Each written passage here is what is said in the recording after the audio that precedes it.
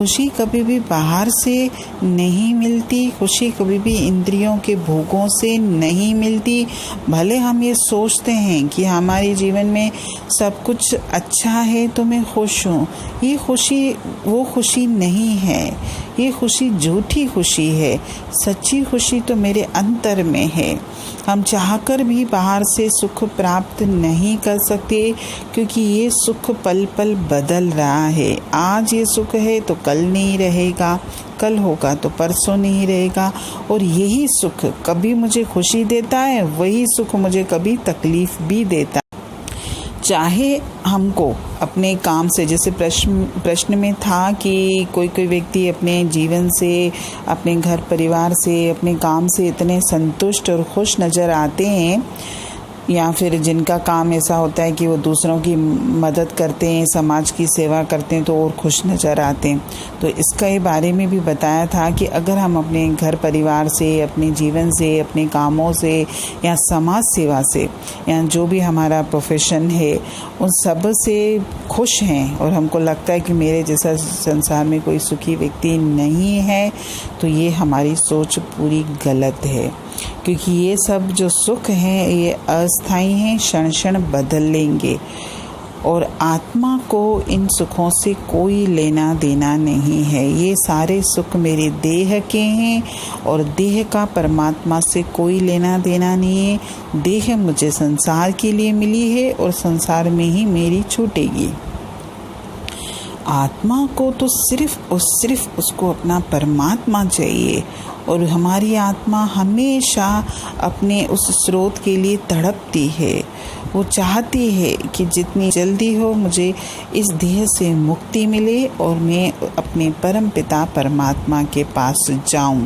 और जब तक आत्मा अपने परम पिता परमात्मा में समा नहीं जाती, तब तक उसको सुख नहीं मिलता, उसको शांति नहीं मिलती।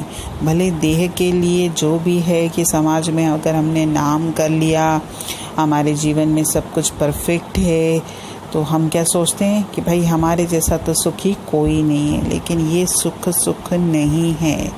एक तो ये सुख झूठा है, दूसरा ये सुख कभी भी बदल जाता है। क्योंकि जो व्यक्ति आज मुझे खुशी दे रहा है, हो सकता है कल वो बदल जाए और वही व्यक्ति मुझे दर्द दे। तो फिर कहाँ है सुख?